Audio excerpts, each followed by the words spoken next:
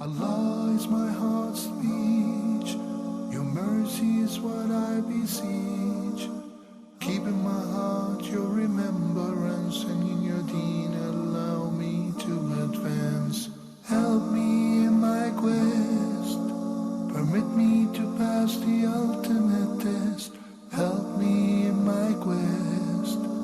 Permit me to pass the ultimate test. السلام عليكم ورحمة الله وبركاته. بسم الله والصلاة والسلام على نبيه ومصطفاه سيدنا محمد وعلى آله وصحبه ومن والاه وبعد. Brothers and sisters, welcome to another live edition of your program Ask Huda. Our phone numbers beginning with area code are 002 011 2500 8679. Alternatively, the other number is same area code, then 0100 246 4583.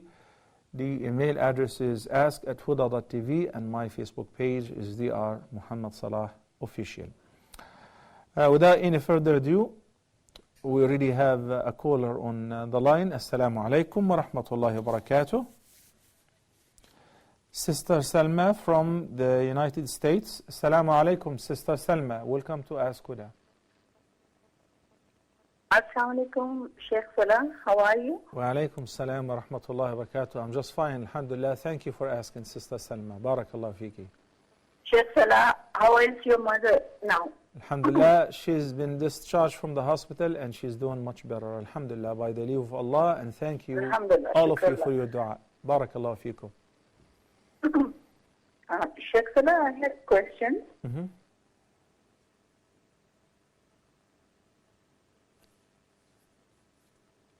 Sister Hello? Salma. Yeah, go ahead, Sister Salma. Hello, Sheikh Salah, I have a question. Can I go ahead? Yes, please. Okay, can we make multiple niyah for making charity? Like from myself, my family, and other people too? Or it should be only one for niyah for one person only? طيب, I got it. And my second question is that, Sheikh Salah, can we do niyah of itikaf anytime, even after Ramadan? Can we make niyah every time we go to the masjid? Okay. طيب. With regards to your first question, this is not multiple intentions. Rather, this is one intention, which is to give in a charity on behalf of yourself and others. Like you want others to share their word with you, your family, your children, your parents. That is permissible. It is okay. And your intention, if you are the giver and you intend, oh Allah bless me and my children, me and my daughter, me and my husband and kids, and you give in this charity with this intention, that is permissible. With regards to your second question of doing i'tikaf any time of the year, even other than the time of Ramadan, yes, that is permissible. Because it happened at the time of the Prophet ﷺ that he did i'tikaf in Shawwal. And there was a reason, because when he entered the mu'takaf and he saw all his wives all of a sudden set up their tents and the masjid was full of tents. So he said, I'm not doing i'tikaf, and he made it up after Ramadan. It is permissible to perform i'tikaf in the masjid at any time, and it is not required to be fasting though. Barakallah fiki, Sister Salma from the USA. I got a couple questions. Brother Shakil Abu Bakr said, someone told my wife that if the period got cleared during the time of Asr, she should pray Dhuhr prayer also. Similarly with the Maghrib and Isha, because these prayers are normally made together. Is that true? There is an opinion which is a more right view with regards to which prayer should you make up whenever your period is cleared. This is for a woman who has been experiencing her menses or even the postpartum bleeding. Once the bleeding ceases and the sister takes a ghusl, if that happened before Maghrib, before sunset, this time from noon till sunset is normally a time of combining two prayers. If you happen to be sick or traveling, you're allowed to join Dhuhr and Asr together at the time of either one of them, either at the time of the earlier prayer or the later prayer. Because of that, the ulama, the scholars, concluded that if a woman, her period is cleared off and she performed ghusl and she is tahira before sunset, she must pray Dhuhr along with Asr, because the tahara happened in the time of these two prayers. Similarly, if she is cleared from the period before Fajr, then she is required to pray Maghrib along with Isha. When I say that is a more right view, that means there is another opinion as well, but that is a more right view in this regard. Sheikh Abdul Aziz ibn Baz, may Allah have mercy on him, have adopted this view as well. Assalamu alaikum wa rahmatullahi wa barakatuh. Brother Muhammad from Nigeria. Assalamu alaikum, Brother Muhammad. Wa alaikum assalam, ya Shaykh. Welcome to Ask Huda, Akhi. Alhamdulillah, thank you very much. Yeah, my question, Sheikh, there is an investor in Nigeria who wants to invest in the building of a university to assist the Muslim community. Mm-hmm. But he wants to get money from the Central Bank of Nigeria. There is an intervention fund which was set aside to assist investors in Nigeria. But there is an interest that is going to be charged by the Central Bank, which is lower than the interest charged by the conventional banks. Mm. So my question here is, can a Muslim take this type of funds to open the university and assist the Muslim community and still pay interest? Because my problem is the interest. Is it allowed if under the ruler, since there is no alternative that I can take the money elsewhere that is interest-free? Mm. That is my question. Yeah. My second question, Sheikh. I live in Abuja. I'm working in Abuja. But whenever I go to my village, I normally perform the Salat al-Qasr. But I was told by somebody that I cannot pray Qasr in my village because I already have a house in my village that whenever I come, I stay. So what is the position? Should I pray Qasr when I go to my village, or I cannot? Tell me about the house. Tell me about the house that you have in your village. Does your wife and kids live in it? Do you have a family living in this house? No. No, my wife is not staying with me in the village. I only lock it. Only when I come for weekend or when I come for any to visit my parents, I will come with my wife. My wife lives with me in Abuja. Okay, I got your question. Now, thank you. طيب, Brother Muhammad from Nigeria, thank you so much. Jazakallah khairan. Assalamu alaikum wa rahmatullahi wa barakatuh. Sister Huda from Bahrain, Assalamu alaikum. Wa alaikum assalam, Sheikh. Wa alaikum assalam, Sheikh. How are you, Sister How Huda? are you? I'm fine, alhamdulillah. Thank you for asking. Welcome to the program. I have a question. Mm-hmm. If we hear Azan from a masjid, can we start to pray, or we should finish first the Azan before we pray? I didn't get the question really. You said if you hear the Adhan, should you wait until the Adhan is finished to pray?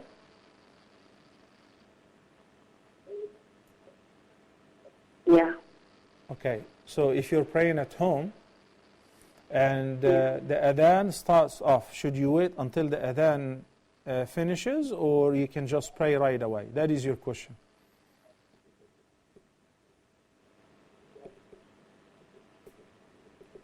Sister Huda. Yeah. Okay, thank you, Sister Huda. Do you have any other questions? No. Thank you. Barakallah feek.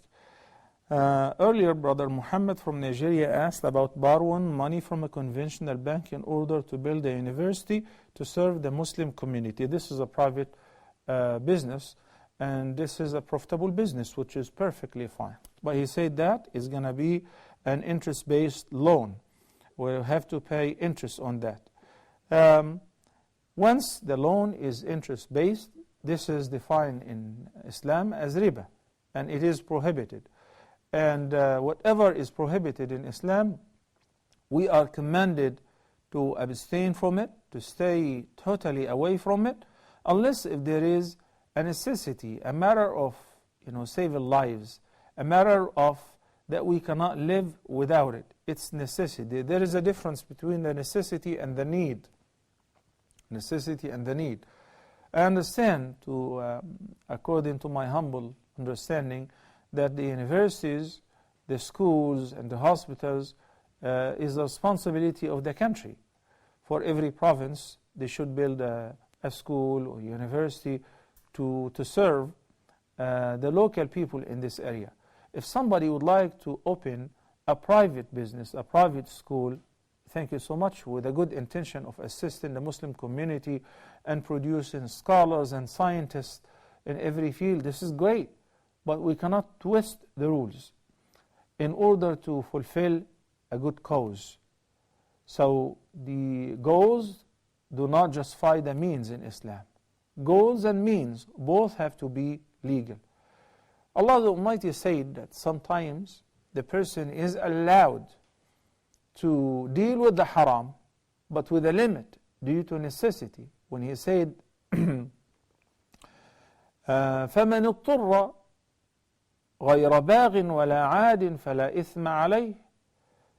This is in the case of somebody who is starving to death, or thirsty and choking and needs to drink, or else the alternative is death. That's why He said فَمَنِ اضْطُرَّ. That's called ضرورة, necessity. غَيْرَ بَاغٍ وَلَا عَادٍ. And this necessity is judged by two conditions.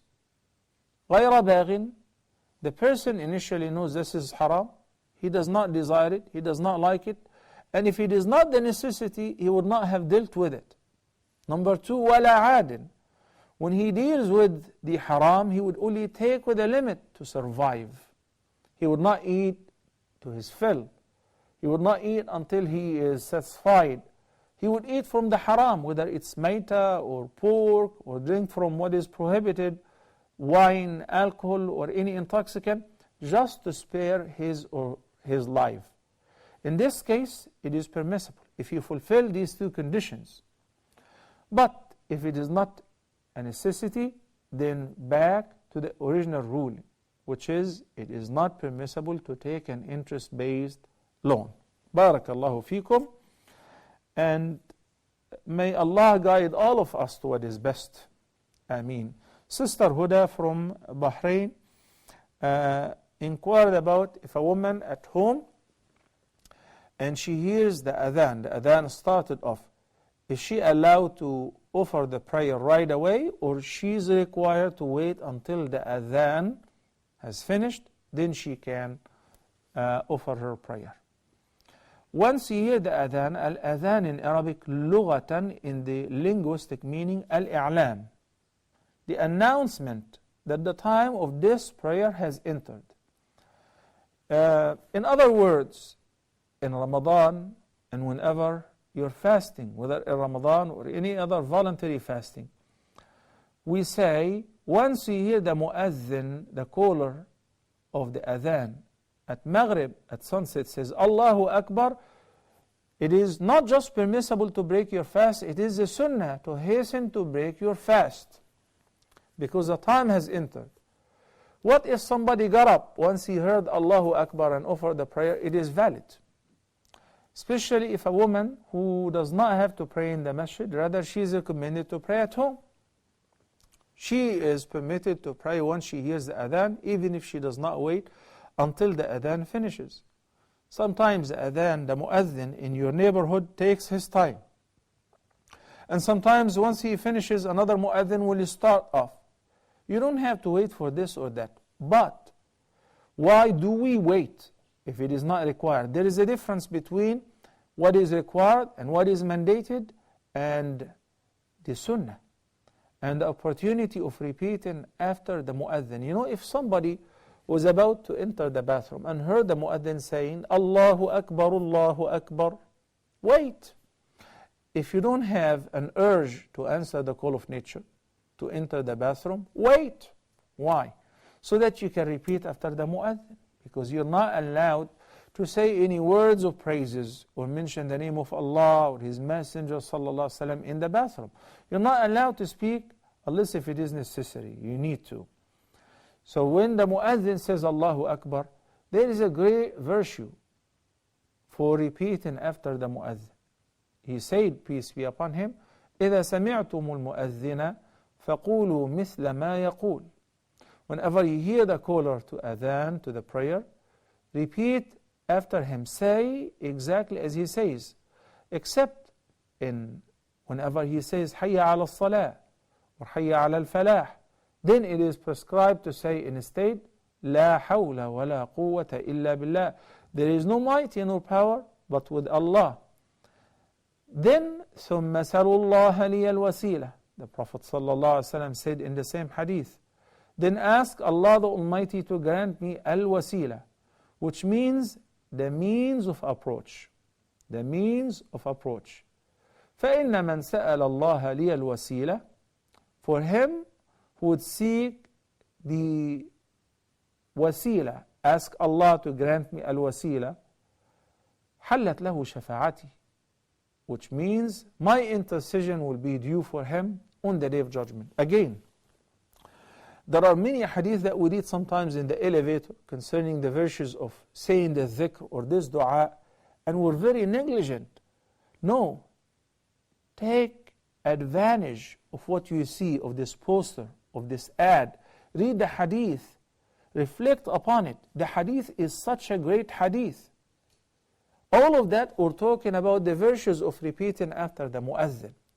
I know that many of us sometimes even in the masjid, while we're waiting for the adhan, we hear the mu'adhin, but somebody is talking to somebody else, or somebody is busy with his smartphone, sending or receiving messages, or another even reciting Quran. That's a voluntary act. You know what? Wajibul waqt, the duty of this particular time, is to listen to the mu'adhin.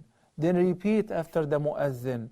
Then afterward, you recite this dua. Allahumma rabba hadihi ad-da'wati at-tamma والصلاة القائمة آت محمدا الوسيلة والفضيلة وابعثه مقاما محمودا الذي وعدته.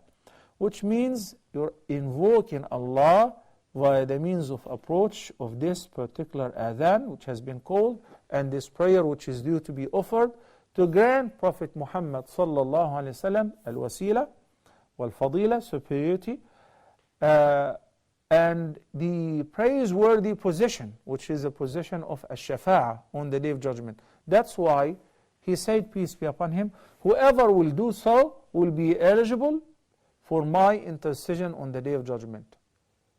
It is such a great honor to be eligible for his intercession, to deserve that the Prophet ﷺ will intercede for you. You know what it means? It means that you will be saved. You will receive salvation simply by repeating after the mu'adhin. And that's why, sister, it only takes a couple minutes, 2 to 3 minutes for the whole adhan to finish.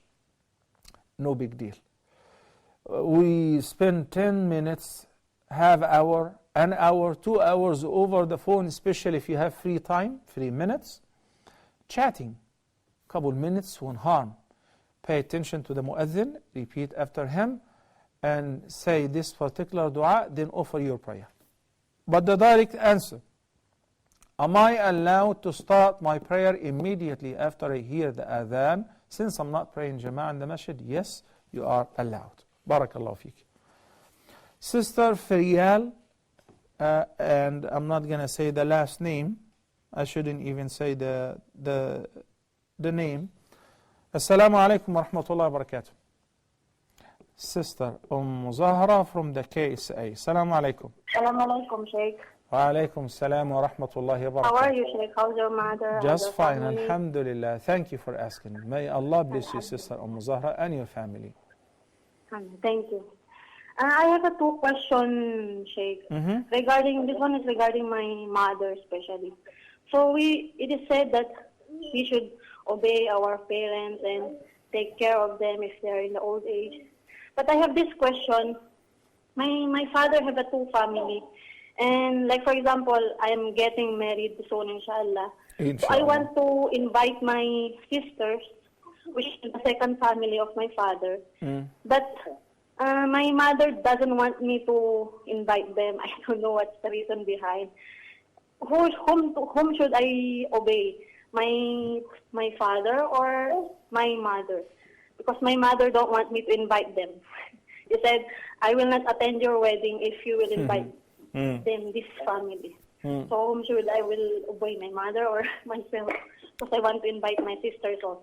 Okay. Because they are my families also. Okay. And the second question, Sheikh, is because every time my mother especially doesn't have that much iman, and I pray to Allah always that He will guide more to the straight path. She is focused more on dunya, unfortunately. But then I'm telling her that and advising her also regarding Islam, Kida, and I said this you should avoid, this you should do. But then she's taking it in the other way. So sometimes she will feel frustrated, she will feel depressed, she will feel sad because of I have changed already. So she will cry. So I will feel hurt also sometimes if she will cry like that. So do I get a sin for that or what? That's also. Okay. Thank you, Zahra. Barakallah fiqh. First of all, with regards to your wedding and inviting your stepsisters, and your mom is objecting to that, every one of us knows exactly what upsets his loved ones and what pleases them. Like, I'm pretty sure you know that maybe your mother has issues with the other wife or with the step daughters. So I really did not have to make any mention that I'm gonna be inviting them. And this is how you play smart. You can simply invite them without informing your mother. And there, she is surprised that they have attended. Oh, I didn't know that, it will upset you, or you never told me that. So this way you're keeping balance. You're keeping balance, because on one hand your mother will be upset if you invite them, and on the other hand your father will be upset if you don't invite them. And it is very sad. Out of a very joyful moment and happy occasion, which is wedding, results out a separation and severing the relationship between the same family members, because somebody have issues with others and so on. So if you know that before you declare to your mother that you will be inviting them, make no mention of that, okay? Or you can ask your father to invite them instead. There are many ways to do it without notifying your mother. So this way, I call it as a win-win situation, okay? You please your mother, you did not invite them literally, or you did not inform your mother that you will be inviting them, and meanwhile you pleased your father and you uphold the ties of your kinship with your sisters. May Allah subhanahu wa ta'ala guide us to what is best. As far as giving da'wah to your mother, and sometimes she gets upset and she sometimes cry, again, each and every one of us knows exactly how to handle the person whom he loves, how to approach him or her. All of that was compiled and comprised in ayah number 125, chapter number 16, Surah Al-Nahl, in which Allah the Almighty says, "Ud'u ila sabili rabbika bil hikmati wal maw'izati al-hasana." Look at this choice. Allah gave preference and precedence to wisdom even before the good advice. The advice may be great, 100% right, but learn how to give the advice with hikmah, with wisdom. Choose the right time. Let me give you a quick example. The incident of the two grandsons of the Prophet ﷺ, when they saw an older person who was getting ready for the prayer, but he was not performing the proper ablution. So both communicated with each other, and one of them said to him, "Uncle, could you please judge between me and my brother?" both of us claim that my wudu is better than his. So he happily accepted to judge between them. And who were they? The grandsons of the Prophet ﷺ. They have been taught by Prophet Muhammad ﷺ, and by Fatima and Ali, may Allah be pleased with them. So he performed wudu, and Al-Hussein performed ablution as well. And when the man looked at their way of performing ablution, which was basically identical, he said, "Thank you so much, both of you are right, and I recognize my errors. I appreciate it." So no one is stupid. I'm talking about sane people. They will understand the message, but sometimes they would like to get it in a direct way. They would like to get it indirectly. Well, if it works this way, that is perfectly fine. So try different ways, but it doesn't mean that because she is resenting the da'wah or approaching her to correct her belief or worship, that you say, "I can't do that anymore because she cries." No. We are required to continue to advise our loved ones in order to save them. Allah the Almighty says in ayah number 6 of Surah Al-Tahrim, قُوا أَنفُسَكُمْ وَأَهْلِيكُمْ نَارًا وَقُودُهَا النَّاسُ وَالْحِجَارَةُ عَلَيْهَا مَلَائِكَةٌ غِلَاظٌ شِدَادٌ لَا يَعْصُونَ اللَّهَ مَا أَمَرَهُمْ وَيَفْعَلُونَ مَا يُؤْمَرُونَ. If you truly believe, then listen to this call. We got to protect ourselves and our family members against the fire of hell, not just ourselves. We'll take a short break, and inshallah we'll be back in a few minutes. Please stay tuned.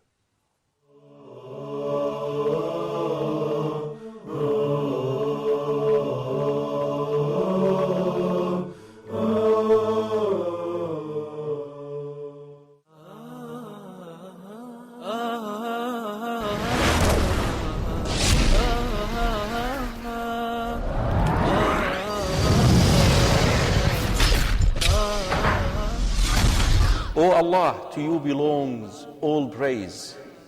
You are the light of the heavens and the earth, and all that is within them. إن الذين كذبوا بآياتنا واستكبروا عنها لا تفتح لهم أبواب السماء ولا يدخلون الجنة حتى يلج الجمل في سم الخياط. Sister Amina is asking, is it true that you can see Rasulullah sallallahu alayhi wasallam in the dream? The answer is yes. Rasul sallallahu alayhi wasallam, in an authentic hadith, he said, من رآني في المنام فقد رآني فإن الشيطان لا يتمثل بي. After the soul departs the body, it makes its journey to Allah subhanahu wa ta'ala. If it was righteous soul, it will be given permission to enter into the heavens. But if the soul was wicked, no. إنه من يشرك بالله فقد حرم الله عليه الجنة. Whosoever associates someone in worship with Allah, even if it is me, Allah subhanahu wa ta'ala will make Jannah haram and lawful for that person.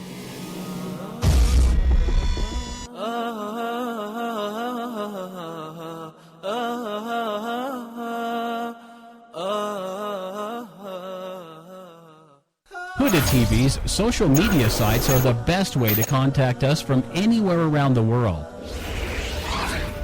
Stay connected with Huda TV's latest news and programs through Facebook, Twitter, Google+, YouTube, Skype, and Instagram. It's fast and easy. Stay up to date with your favorite shows and scholars today. Huda TV, a light in every home.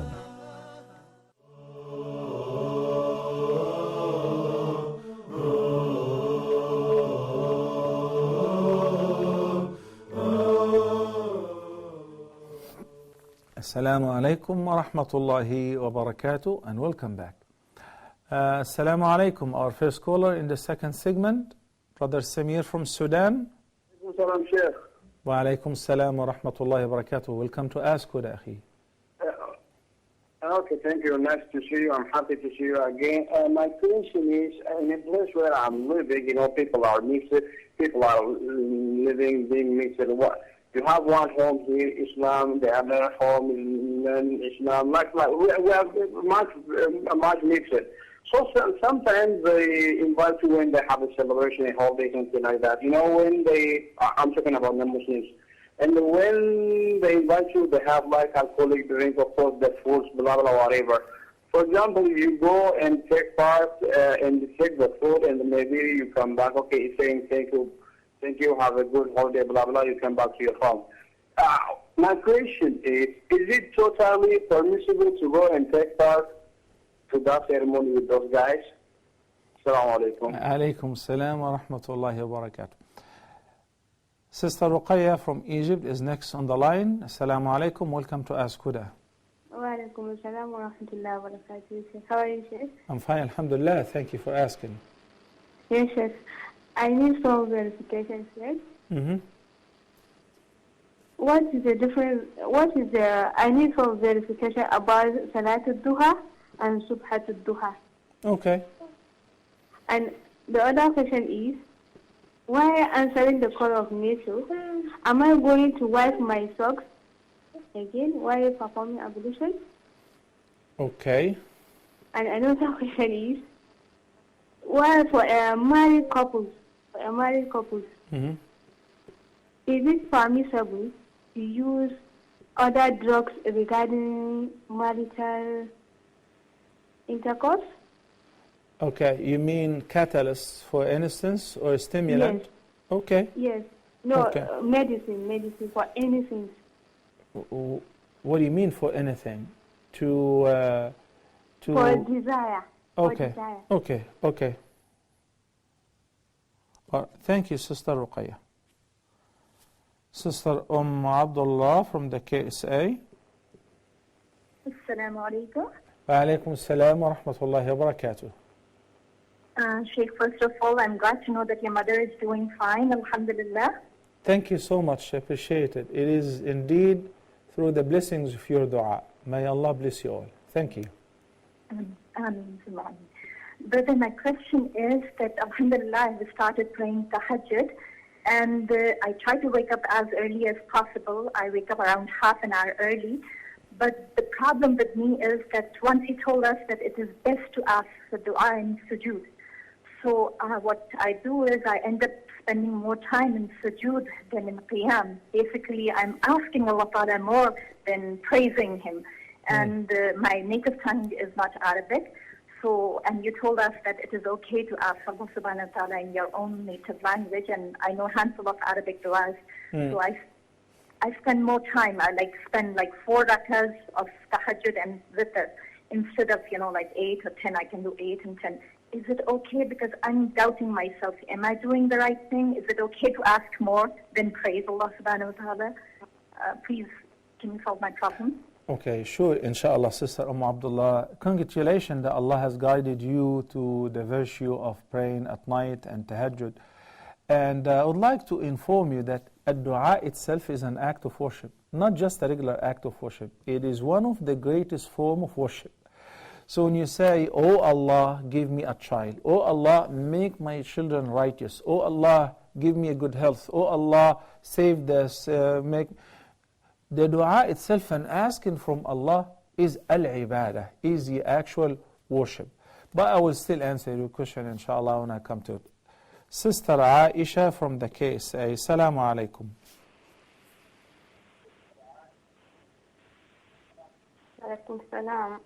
I have this question, 2 questions. Okay. Is it wrong to have a account in banks that give riba, where we deposit money and withdraw, but I don't take loans or I don't give interest, but I just deposit, and if I want my money, I go and withdraw? Okay. Another question. Sure. Another question. I read that in a certain book that if you eat the meat of a camel and you happen to have wudu, you will have to perform wudu again. Why? And what about the milk of a camel? Is it also the same? Okay. Thank you, Sister Aisha from the KSA. Barakallahu feek. Brother Samir from Sudan. In the hadith, Prophet Muhammad sallallahu alaihi wasallam said, let whoever believes in Allah and the last day not to sit on the same table where wine is being served. فَلَا يَجْلِسَنَّ عَلَى مَائِدَةٍ تَدُورُ عَلَيْهَا الْخَمْرُ. It is not permissible to attend those parties and with the intention of giving da'wah to them. No. There are many other places and occasions where you can give da'wah to them other than attending those parties. Because we discussed before the ayat in this regard, إِذَا رَأَيْتَ الَّذِينَ يَخُوضُونَ فِي آيَاتِنَا فَأَعْرِضْ عَنْهُمْ حَتَّى يَخُوضُوا فِي حَدِيثٍ غَيْرِهِ. You're not allowed to sit with people who are violating the commands of Allah subhanahu wa ta'ala openly until they change. If it is a regular meeting, business meeting, regular party, fine. But to attend the parties in order to entertain them and establish good friendship and relationship with them with the claim that you're giving them da'wah, it's simply a false claim. And there have been some contemporary preachers and du'a who introduced to the youth this trend that we have to be like everybody else. So they would invite boys and girls, and they would make certain that the girls are not wearing hijab. Yes, indeed. And they would put them in the front row before the cameras. V-neck, tie jeans, tie blouses, just to appeal to others that this is our beautiful Islam and moderate Islam and simple Islam. We accommodate everybody. And to some extent, some people thought that they are very successful in their da'wah. I can assure you that any da'wah which is not established on the same principles of the Quran and the Sunnah is a failure. Even if it shows some fruits and success in the beginning, but it would never last. Those people now declined completely, that you hear nothing about them, because they did not have da'wah. It's like a new fashion. It goes up and down.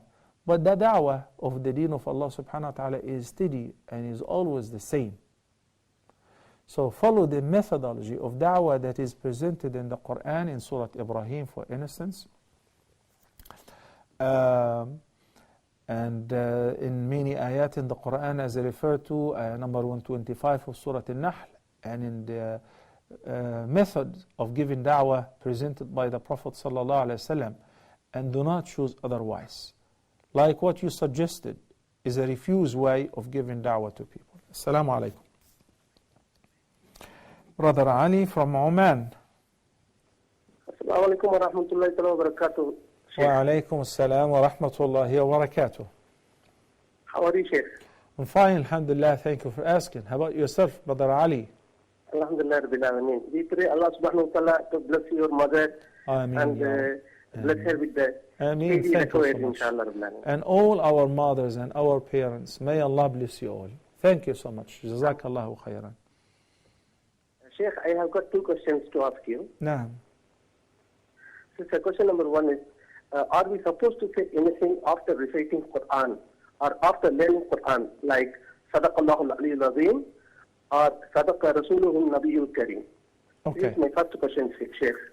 The second one is, a group of people claim that, based on a hadith from Musannaf Abdul Razak, that Prophet ﷺ said he was created first from the nur of Allah subhanahu wa ta'ala, then he was made born in human form. Could you please say that again? Sheikh, a group of people, I don't know the name of that group, claim that Prophet Muhammad sallallahu alaihi wasallam said from the riwayat of Musannaf Abdul Razak that he was created first from the nur of Allah, then he was made born in human form. No, this is absolutely false. It have no basis. There is no such reference that shows anything like that. Rather, simply, the Quran is very explicit in this regard. قُلْ إِنَّمَا أَنَا بَشَرٌ مِثْلُكُمْ يُوحَى إِلَيَّ أَنَّمَا إِلَهُكُمْ إِلَهٌ وَاحِدٌ. I'm just a human being like you. Same origin, same source. And his parents are known. And he was created when he was born. He was not created before. like some extreme mystic sects who claim that he's an extension of the nur of Allah, or created from beneath the throne, or created before Adam, or when Adam was created he found Muhammad there. All of that has no basis. The Quran is very clear in this regard. I'm just a human being like you. So what is the difference between him and us? Al-Wahy. And by the end of Surah Ash-Shura, I believe ayah number 52, Allah subhanahu wa ta'ala says, ما كنت تدري وكذلك أوحينا إليك روحا من أمرنا ما كنت تدري ما الكتاب ولا الإيمان ولكن جعلناه نورا نهدي به من نشاء من عبادنا وإنك لتهدي إلى صراط مستقيم. That's it. This is the reality of the Prophet sallallahu alaihi wasallam. He's a human being like every other human being, created from two parents, Abdullah and Amina, and he was orphaned before he was born. And his mother died at the age of when he was at the age of 6, like every human being, suffering like every human being. And before the wahy, an ordinary human being. What made the Prophet ﷺ different, and what made him our most beloved and the dearest to Allah, that Allah the Almighty chose him to be the last messenger ﷺ. We don't have any reference that he was created from nur, or he's created from the light of Allah subhanahu wa ta'ala. Jazakallahu khairan, brother Ali from Oman. Sister Hafsa from the KSA, Assalamu alaikum. Wa alaikum assalam wa rahmatullahi wa barakatuh. Yes, Sheikh, is it permissible to hold a puppy in one's hand? If one does, what does she have to do? To hold a puppy? Yes. You mean a little dog? Yeah. And why would you do that? By some attraction or something like that. My daughter has done this. Okay. طيب. جزاك الله خيرا, Sister Hafsa. I will talk to you about this. I will answer your question, inshallah, in the same order I received it. Assalamu alaikum. Sister Abdul Rahman from the KSA, Assalamu alaikum.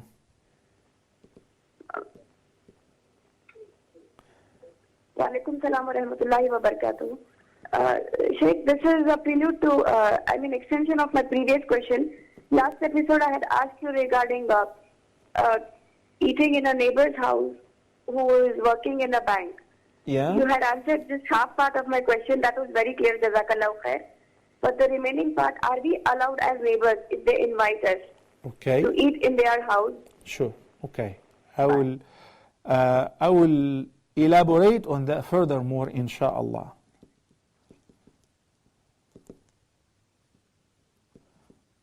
All right, thank you, because I have several pending questions now.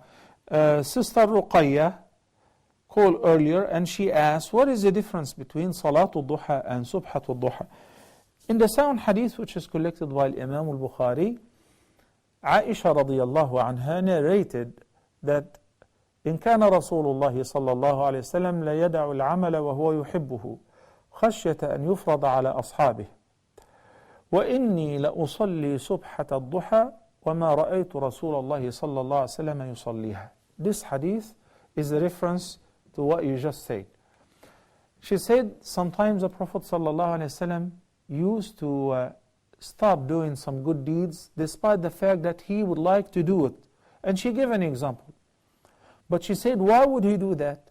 She said he would stop it deliberately or interrupt it so that his companions would not assume it's a must, it's mandatory. So once the companions observe the Prophet ﷺ doing it sometimes and not doing it some other times, they will realize that it is mere sunnah or recommended. It is not a fard, it is not mandatory. And she gave an example. The typical example is the 2 rak'ahs of the duha. And she said that I offer them, but I haven't seen the Prophet ﷺ offering them, which means she heard many ahadith. But as an indication that it is not a wajib, nor is it a fard, she is doing it because it's mere sunnah, which indicates that the Prophet ﷺ used to do it on and off. She expressed about that by saying, وَإِنِّي لَأُصَلِّي سُبْحَةَ الضُّحَى. The word subha is what Sister Ruqayya is asking about. We said before that you may call the prayer by any of its units. So that's why you say, I'm praying 2 rak'ahs. And a rak'ah is bound down. That is ruku'ah. So you call the whole unit, the whole prayer, rak'atayn, 2 ruku', even though it involves standing, recitation, ruku'ah, and sujood, and sitting down, and tashahhud. But you refer to the prayer by any of its units. Similarly, the Prophet ﷺ said in the sound hadith, Allah the Almighty said, قَسَمْتُ الصَّلَاةَ بَيْنِي وَبَيْنَ عَبِدِي نُصْفَيْنِ, referring to Surah Al-Fatiha. So the recitation of Surah Al-Fatiha also in the prayer is called salah or namaz. What else? So you can call it, Rabi'a ibn Ka'b al-Aslami, when the Prophet ﷺ said to him, أَعِنِّي عَلَى نَفْسِكَ بِكَثْرَةِ السُّجُودِ, he referred to the prayer, the voluntary prayer, by offering much of sujood. And you don't do that independently. Rather, you do it in the salah. So, subhatul duha, it is the same as rak'atay duha. It is the same as many of the Indo-Pak like to call it ishraq or shuruq prayer, which is the 2 rak'ahs of the forenoon past sunrise, and it extended until 20 minutes before the sun moves from its median, which is the zawal time. Barakallahu fikum. Minimum 2 rak'ahs, you can pray up to 8 rak'ahs.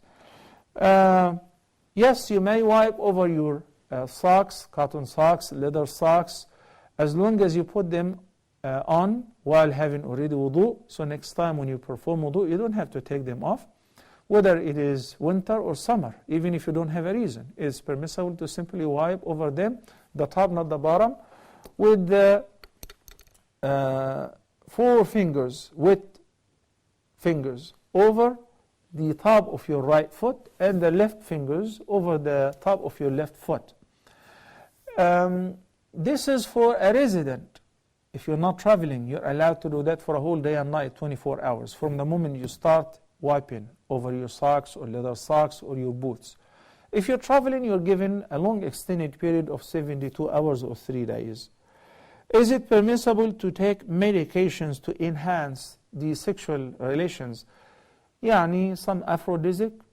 Yes, as long as it is under the physician's supervision. I mean, there are a lot of people who take extra doses, overdoses of some medications, and they get a heart arrhythmia or heart attack, or the heart stop working. They die as a result of that because of misusing or not using properly these kind of medications. It is a medicine. Sometimes it is prescribed due to not being able to perform properly or to enhance the sexual relations. As long as it is under the doctor's prescription and supervision, you can use it, no problem. And there are many natural provisions, food and otherwise like that, which are naturally aphrodisiac. If you search, you may be surprised that onions is one of them. Some vegetables are highly aphrodisiac, some nuts, and obviously some seafood. So, this is just an advice. As I said initially, the answer is yes, it is permissible under the doctor's supervision. But it is better to resort to those natural things better than taking anything that is chemically based.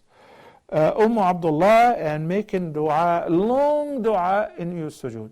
First of all, I agree, yes, you can make dua in your sujood, in your mother tongue. And now you said you pray long rak'ahs, 4 rak'ahs, instead of praying 10. May I extend another advice to you? That what about if you break those 4 rak'ahs into 8, then you pray the witr. That is the best. This is what the Prophet ﷺ used to do. 2 by 2, 8 rak'ahs. Even in each rak'ahs you recite short surahs, and you make your sujood long, no problem. You're making dua, as I answered you earlier, that the dua is one of the greatest forms of worship. Do not feel shy or reluctant to make dua because you think that I should have been reciting Quran or doing other things other than the dua. No, a dua is a great, rather the greatest form of worship. In the sound hadith, ad-du'a'u huwa al-ibadah. And Allah loves to hear from His servants making dua, so no problem. You can make that in your sujood. The ideal standard is to make your standing similar to ruku', similar to sujood in the length, as Hudayfa ibn al-Yaman, may Allah be pleased with him, prayed behind the Prophet ﷺ in a night prayer, and he described to us that his ruku' and his sujood were as long as his standing for the recitation. But if you make one longer than the other, that too is permissible. There is no blame on you. Sister Aisha from the KSA, she said opening an account in a bank, saving account or a current account, just to deposit and withdraw the money. If you don't have an alternative, if you don't have an Islamic bank, and you need to keep your money somewhere, you're allowed to keep your money in a conventional bank, and make sure it is one of those accounts where you do not charge nor pay interest. Barakallahu fiki. With regards to eating camel meat, there are two different opinions, but the more right view is that whenever you eat it, you should perform wudu. As far as the explanation, it is officially unknown. There are some people who explain because camels are like Satans, they are this and this and that. But in reality, the Prophet ﷺ said, let whoever ate camel meat to perform wudu. So that is the reason or the effective cause, and that's it. Ali from Oman also inquired about the statement of Sadaqallahu al-Azim or Sadaqa Rasuluhu al-Kareem upon finishing the recitation of the Quran. Not a single time that the Prophet ﷺ, after reciting the Quran, or whenever Jibreel came to him to teach him the wahy, to inspire him the revelation, or whenever the Prophet recited it before Jibreel, then before his companions, it is not the tradition of the Prophet to say so. But in Surah An-Nisa, Allah said, وَمَنْ أَصْدَقُ مِنَ اللَّهِ حَدِيثًا. And who is more true in his statement than Allah? وَمَنْ أَصْدَقُ مِنَ اللَّهِ قِيلًا وَمَنْ أَصْدَقُ مِنَ اللَّهِ حَدِيثًا. If I want to say it in my speech, Sadaqallahu al-Azim, Allah said so and so, that is permissible. But to make it as a routine upon finishing every Quranic recitation, and you recite it as a part of the ayah, this is not a part of an ayah or even a part of the recitation. Similar to the case of reciting Surah Al-Fatiha. Most people, when they recite Surah Al-Fatiha outside the prayer, they say Ameen. But in fact, Ameen is only prescribed to be said in the prayer. It is not an ayah of the Quran. It is not an ayah of Surah Al-Fatiha whatsoever. It is only to be recited in the prayer, not outside the prayer. Muhammad from Emirates said, she called earlier, the brothers collected their question, she had to borrow money from the bank with interest, take a loan, in order to admit her mother into the hospital. May Allah subhanahu wa ta'ala bless you. If there was no other way but this way, you're not blameworthy whatsoever. This is a typical necessity. Alhamdulillah. May Allah bless you and may Allah give shifa to your mother. Now, the mother is discharged from the hospital and she has some gold and she's asking, shall I sell the gold in order to settle the interest-based loan? Yes, you should do that. And inshallah, you will be rewarded a great deal for helping your mother. And you're not blameworthy for taking the loan at this time because of this reason. أقول قولي هذا وأستغفر الله لي ولكم وصلى الله على سيدنا محمد وعلى آله وصحبه وسلم والسلام عليكم ورحمة الله وبركاته. Allah is my heart's speech, your mercy is what I beseech. Keep in my heart your remembrance.